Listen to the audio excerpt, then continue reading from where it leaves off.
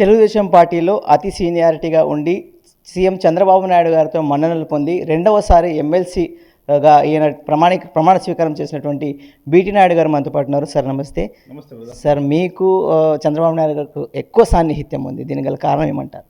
మీ అందరికీ తెలుసు, ఆయన మెరిట్కి ఎక్కువ ప్రాధాన్యత ఇస్తాడు. దాదాపు తెలుగుదేశం పార్టీలో 94 నేను ఎంటర్ అయినప్పటి నుంచి ఇప్పటి వరకు లెక్కేస్తే కూడా మీ అందరికీ తెలుసు 32 ఇయర్స్ సీనియర్టీ ఉంది. ఆ రోజు సామాన్య కార్యకర్తగా అంటే క్రియాశీలక మెంబర్గా ఆ రోజు జాయిన్ అయ్యి ఈరోజు జనరల్ సెక్రటరీగా నేను పనిచేస్తున్నా. అంటే ఈ 32 సంవత్సరాల కాలంలో మనం చేసినటువంటి పని కానీ, సిన్సియారిటీ, తర్వాత పార్టీ సిద్ధాంతాలు, అదేవిధంగా ఆయన అధ్యక్షుడిగా, రాష్ట్ర అధ్యక్షుడిగా, జాతీయ అధ్యక్షుడిగా ఆయన ఏది ఆదేశిస్తే అది చేయడం, అదేవిధంగా ప్రభుత్వాలు వచ్చి మీరు చూశారు, ఆయన ప్రభుత్వాలు వచ్చినప్పుడు ప్రభుత్వ పరంగా చేసినటువంటి బాధ్యతలు సక్రమంగా చేయడం వల్ల ఈ గుర్తింపు వచ్చిందని నేను అనుకుంటున్నాను. సార్, ముఖ్యంగా వైసీపీ ప్రభుత్వంలో ఈ చంద్రబాబు నాయుడు గారిని జైల్లో పెట్టారు. ఆ క్రమంలో మీరు ఆయనకు లీగల్ పరంగా ఎన్నో రకాలుగా హెల్ప్ చేస్తారని టాక్ ఉంది, దీనికి ఏం సమాధానం చెప్తారు? ఇది నిజమే. ఆ రోజు అర్ధరాత్రి 12-3 గంటల మధ్యలో మరి ఆనాటి ప్రభుత్వం జగన్మోహన్ రెడ్డి గారు సీఎం ఉన్నప్పుడు పోలీసులను దుర్వినియోగం చేస్తూ ఒక ఐజీ స్థాయి అధికారిని ముందు పెట్టుకొని ఎంటైర్ పోలీసు వ్యవస్థ అంతా కూడా ఆ రోజు బస్సును చుట్టుముట్టి అర్ధరాత్రి తీసుకెళ్ళి ఆ రోజు కేసు బుక్కుడు కాలే, అరెస్ట్ చేసిన తర్వాత అక్కడ ఎఫ్ఐఆర్లో 37 ముద్దాయిగా చేసేసి రాజమండ్రి జైలుకు పంపించడం జరిగింది. కేసు స్వభావం మీ అందరికీ తెలుసు. ఆ రోజు స్కిల్ డెవలప్మెంట్ సంబంధించి అంటే మనం చదువుతున్నటువంటి ఎవరైతే నిరుద్యోగులు ఉన్నారో ఉద్యోగం వచ్చే పరిస్థితి లేదు. దానికి కారణం ఏంటంటే స్కిల్ లేదనేసి అన్ని కంపెనీస్ రిజెక్ట్ చేసేవి. అందుకోసమే ముఖ్యమంత్రి హోదాలో నారా చంద్రబాబు నాయుడు గారు ఆ రోజు స్కిల్ డెవలప్మెంట్ కార్పొరేషన్ పెట్టేసి ఆ రోజు లక్షలాది మందికి ఈరోజు ప్రపంచవ్యాప్తంగా, భారతదేశ వ్యాప్తంగా, రాష్ట్ర వ్యాప్తంగా ఎక్కడ ఇండస్ట్రీస్ ఉన్నా కూడా మన వాళ్ళు ఉన్నారు. దానికి బెస్ట్ ఎగ్జాంపుల్ ఏంటంటే మరి అక్రమంగా ఆ రోజు ఆనాటి ముఖ్యమంత్రి జగన్మోహన్ రెడ్డి గారు అరెస్ట్ చేసినప్పుడు అందరూ రోడ్ల మీద వచ్చారు. దానికి నిదర్శనం అది. ఆ సందర్భంగా లీగల్ ములాఖత్ సంబంధించి మరి దాదాపు 1,20,00,000 మంది తెలుగుదేశం పార్టీ సీనియర్ నాయకులు, కార్యకర్తలు అందరూ కూడా ఉన్నారు. ఎంపీ, ఎమ్మెల్యే అందరూ కూడా ఉన్నారు. మరి వాళ్ళందరూ లేని అదృష్టం నాకే వచ్చింది. మరి పెద్ద ఆయన్ని ఆ రోజు అక్రమంగా అరెస్ట్ చేసినప్పుడు ఉదయం 11 నుంచి 12 గంటలకి, సాయంత్రం 4 నుంచి 5 ఈ 2 పూటలు ఆయన కలిసే అవకాశం ఆయన నాకు అవకాశం ఇచ్చాడు. మీరు అన్నట్టు 53 రోజులు ఆయన రాజమండ్రి జైల్లో ఉన్నప్పుడు నేను ఖచ్చితంగా డైలీ 2 సార్లు వెళ్ళేవాడిని.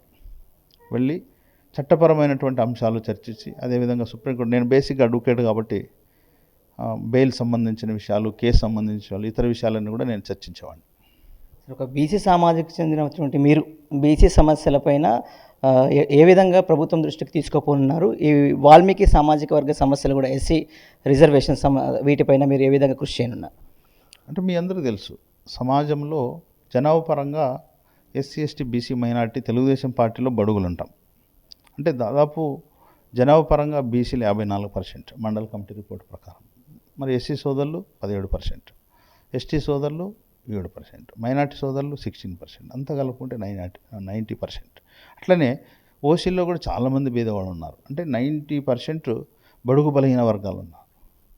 అంటే వీళ్ళ యొక్క ప్రతినిధిగా మీరు చూశారు, కౌన్సిల్ సమావేశంలో జరిగినప్పుడు నా వంతుగా నేను వీళ్ళకు సంబంధించినటువంటి సమస్యలు లేవనెత్తడం, సమస్య పరిష్కారానికి ముఖ్యమంత్రి గారిని కలవడం, అవకాశం ఉన్నప్పుడు ఈ పరిష్కార మార్గాలను చూపడం చేస్తున్న విషయం మీరు గమనించారు. అందులో భాగంగానే వాల్మీకి కులస్తుల యొక్క ఇబ్బందులు కూడా మీరు చూశారు. ఇది ఆనాటి ప్రభుత్వం 1956లో ఆనాటి ముఖ్యమంత్రి నీలం సంజీవ్ రెడ్డి గారు, కాంగ్రెస్ ముఖ్యమంత్రి, వాల్మీకి కులాన్ని 2 భాగాలు చేశాడు. అంటే ఉమ్మడి రాష్ట్రాన్ని తీసుకున్నప్పుడు 13 జిల్లాలు, అప్పుడు 5 జిల్లాలు శ్రీకాకుళం, విజయనగరం, విశాఖపట్నం, తూర్పుగోదావరి, పశ్చిమ, ఈ 5 జిల్లాలు మాత్రమే ఎస్టీ, మిగతా 8 జిల్లాలు బీసీఏలో ఉంచాడు. ఈ ప్రాంతీయ విభేదం వల్ల ఏమైందంటే చదువు పోయింది, ఉద్యోగం పోయింది, ఉపాధి పోయింది. బీసీఏలో పెట్టడం వల్ల బీసీఏలో ఎక్కువ కులవృత్తి ఉండే కులాలు ఉన్నాయి. వాల్మీకులు తీసుకొచ్చి బీసీఏలో పెట్టడం వల్ల కులవృత్తి కూడా లేదు కాబట్టి ఏ బ్యాంకు పోయినా, ఫైనాన్స్ సంస్థ పోయినా ఈ లోన్లు వచ్చే పరిస్థితి లేదు. అందుకోసమే రాయలసీమ ఫ్యాక్షనిజంలో 2 పక్కల 2 ముఠాల మధ్య నలిగేది ఎవరంటే వాల్మీకి కులస్తులు. ఒకళ్ళు ఏదైనా మర్డర్ జరిగితే ఆ పక్క పోయేవాడు ఉంటాడు, ఈ పక్క పోయేవాడు. అంటే చనిపోయేవాడు పోయేవాడే, చంపేవాడు పోయేవాడే. ఒకళ్ళు బతికితే జైలు పోయేది కూడా పోయేవాడే. ఈ సమస్యకు నేను చలించి దీనికి సంబంధించి చాలామంది లక్షలాది మంది పోరాడారు. అందులో భాగంగా ఉడతా భక్తిగా నా వంతుగా నేను ఈ వాల్మీకి కులస్తుల కోసం పోరాటం జరిగింది. అందులో భాగంగా ఈ పోరాటాల ఫలితంగా నేను వాల్మీకి కార్పొరేషన్ చైర్మన్గా ఉన్నప్పుడు 1/12/2010 నాడు ముఖ్యమంత్రి నారా చంద్రబాబు నాయుడు గారు ఈ రాష్ట్రాన్ని పరిపాలించినటువంటి ఏ ముఖ్యమంత్రి చేయనటువంటి సాహసం వాల్మీకుల కోసం చేశాడు. ఏంటి అంటే స్వయంగా ఆయన్నే అసెంబ్లీలో తీర్మానం పాస్ చేసి కేంద్ర ప్రభుత్వానికి సిఫార్సు చేశాడు.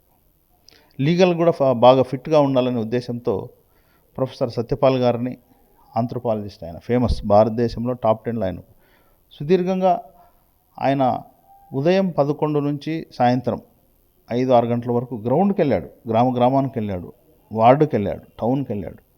వాల్మీకి యొక్క స్థితిగతులన్నీ అధ్యయనం చేసి 2576 పేజీలతో ఒక రిపోర్ట్ ఇచ్చాడు, పాజిటివ్ రిపోర్ట్.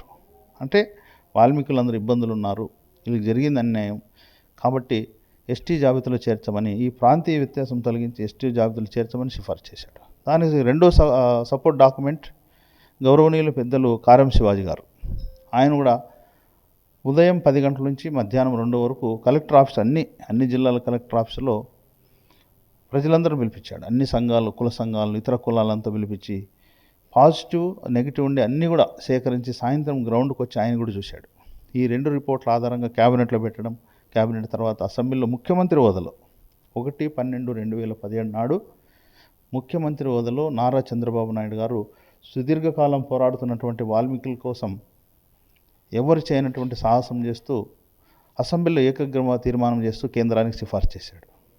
తదనంతరం వచ్చినటువంటి ముఖ్యమంత్రి జగన్మోహన్ రెడ్డి ఏం చేశాడు, ఏకసభ్య కమిషన్ నియమించి తూతూ మంత్రంగా అక్కడ తిరిగి కేవలం 4 జిల్లాలకే పరిమితం చేశాడు. ఆయన చంద్రబాబు నాయుడు గారు వాల్మీకులకు అందరూ కూడా ఎస్టీ జాబితా చేర్చమని సిఫార్సు చేస్తే జగన్మోహన్ రెడ్డి కేవలం 4 జిల్లాలకే చేసి ఇబ్బంది పెట్టాడు. ఈ 2 రిపోర్ట్లు ప్రస్తుతం సెంట్రల్ పరిధిలో ఉన్నాయి. దీనికి సంబంధించి కూడా మొన్ననే నేను కౌన్సిల్లో లేవనెత్తడం జరిగింది. త్వరలోనే ప్రధానమంత్రిని కలుస్తాం. ఇప్పుడు ఎన్డీఏ డబుల్ ఇంజన్ సర్కార్ ఉంది కాబట్టి ఈ సమస్య ఏ విధంగా పరిష్కారం చేయాలనేది కూడా ముఖ్యమంత్రి గారికి మనం తీసుకెళ్ళాం. ఇది ఆలోచన చేస్తున్నాం, పాజిటివ్ వస్తుందని నేను నమ్ముతున్నాను. సరే, ఒక ఆదోని వాసిగా ఆదోనిలో చాలా రకాల సమస్యలు ఉన్నాయి. రోడ్లు, మురుగు కాలువల సమస్యలు అయితేనేమి, చిన్న నేరో రోడ్స్ అండ్ సెన్సిటివ్ జిల్లా అంశం, ఈ 4 సమస్యలపైన మీరు ఏ నిర్ణయం తీసుకోబోతున్నారు? ఈ అధిష్టానానికి ఏ విధంగా మీరు విన్నవించబోతున్నారు? మనమందరికీ తెలుసు, మనం ఇక్కడే పుట్టాము, ఇక్కడే పెరిగాము, ఇక్కడే చదువుకున్నాం, ఇక్కడే మనం రాజకీయాలు చేస్తున్నాం. బాధ ఏంటంటే ఒకప్పుడు రెండో బొంబాయిగా ఉన్నటువంటి ఆదోని ఈరోజు ఇండస్ట్రీస్ లేవు, వలసలు ఎక్కువైపోయినాయి, అన్ని సమస్యలు ఉన్నాయి. దీనికి కారణం ఏంటంటే ఈ రాష్ట్రాన్ని పరిపాలించినటువంటి తెలుగుదేశం టైంలో మాత్రమే కొద్దిగా ఆలోచన చేసి మరి ముఖ్యమంత్రి చంద్రబాబు నాయుడు గారు ఇక్కడ ఉన్నటువంటి సమస్యల పరిష్కార మార్గాన్ని చూపాడు. మరి కాంగ్రెస్ హయాం కానీ వైఎస్ హయాం టైంలో కానీ ఇప్పుడు కౌన్సిల్ కూడా వాళ్ళది అంతా. కనీస అవసరమైనటువంటి తాగునీరు ఇబ్బంది పడ్డాం, మనం సాగునీరు ఇబ్బంది పడ్డాం, ఇండస్ట్రీస్ లేవు, ఎక్కడ కూడా లేవు. అయితే ఎన్డీఏ ప్రభుత్వం వచ్చిన తర్వాత ఎన్డీఏ అధినేత అయినటువంటి చంద్రబాబు నాయుడు గారికి ఈ సమస్యలని దృష్టికి తీసుకెళ్ళాం. అందుకోసమే మొన్న జరిగినటువంటి కౌన్సిల్ మీ అందరికీ తెలుసు, తెలుగుదేశం ప్రాతినిధ్యం తక్కువ ఉంది, అందుకోసం ఎక్సఫిషియం మెంబర్గా నాకు అవకాశం ఇచ్చాడు. ఈ 20 నెలల కాలంలో కూడా ప్రధాన సమస్య అయినటువంటి డ్రింకింగ్ 70 కోట్లు సంబంధించి దాని ప్రతిపాదనలు రెడీ చేశాం.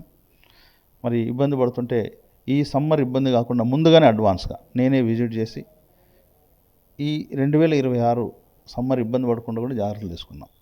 మిగతా కార్యక్రమాలు ఏవైతే పెండింగ్, డ్రైనేజ్, మీరు చెప్పినట్లు డ్రైనేజ్ కానీ, ఇండస్ట్రీస్ కానీ, వలసల నివారణ కానీ, తాగునీరు కానీ, సాగునీరు కానీ, ఈ సమస్యలు చాలా ఉన్నాయి. ఇంకా ప్రభుత్వం 3.5 సంవత్సరాలు పైబడిగా ఉంది కాబట్టి అవకాశం ఖచ్చితంగా ఆదోని అభివృద్ధికి నా వంతుగా నేను కృషి చేస్తానని మీ ద్వారా తెలియజేస్తాను. ఆదోని జిల్లా అంశం చెప్పడం మర్చిపోయారు, అంటే ఆదోని జిల్లా అవుతుందా లేదంటారు? ఆదోని జిల్లా అనేది సెన్సిటివ్. దీనికి సంబంధించి మన వాళ్ళు 100 రోజులు పోరాటాలు చేశారు. ముఖ్యమంత్రి గారికి మీరు చూశారు, నేను లీడ్ తీసుకొని ఆయన కల్పించడం, అదేవిధంగా తెలుగుదేశం పార్టీ పెద్దల్ని, ఎన్డీఏ పెద్దల్ని కూడా నేను కల్పించిన విషయం మీ అందరికీ తెలుసు. దీనికి సంబంధించి ముఖ్యమంత్రి గారు సానుకూలంగానే ఉన్నారు. సరే, ఎప్పుడు లేనటువంటి ఇక్కడ ఆదోనిలో ఎమ్మెల్యే, బీసీ సామాజిక వర్గం ఎమ్మెల్యే ఉన్నారు, ఎమ్మెల్సీ మీరు ఉన్నారు. ఎంత అభివృద్ధి ప్రజలు ఆకాంక్షిస్తున్నారో మీకు ఆల్రెడీ మీ దృష్టికి వచ్చే ఉంటుంది.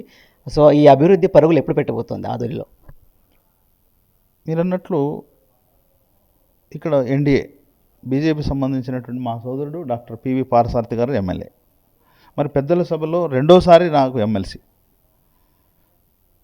ఖచ్చితంగా ఆదోని సంబంధించినటువంటి ఏదైతే సమస్యలు ఉన్నాయో వచ్చి మాకు 20 నెలలు అయింది ప్రభుత్వం వచ్చి. ఈ 20 నెలల కంటే ముందు పరిపాలించింది వైఎస్ఆర్. 5 సంవత్సరాల కాలంలో బడ్జెట్ మీరు చూశారు. నేను బడ్జెట్ సమావేశాలకు పోతే జనరల్ ఫండ్ ఏం లేదు, చాలా ఫండ్స్ ఏం లేవు, డెవలప్మెంట్ ఏమీ లేదు, అసలు లోటు బడ్జెట్. సో దాన్ని భర్తీ చేస్తూ మరి రాష్ట్ర పరిస్థితి చూస్తే అక్కడ మరి 5 సంవత్సరాలు పరిపాలించినటువంటి ముఖ్యమంత్రిగా జగన్మోహన్ రెడ్డి గారు 10 లక్షల కోట్లు అప్పు చేశాడు. అప్పు కట్టాలి, అప్పుకు వడ్డీ కట్టాలి, ఆ వడ్డీకి పెనాల్టీ కట్టాలి.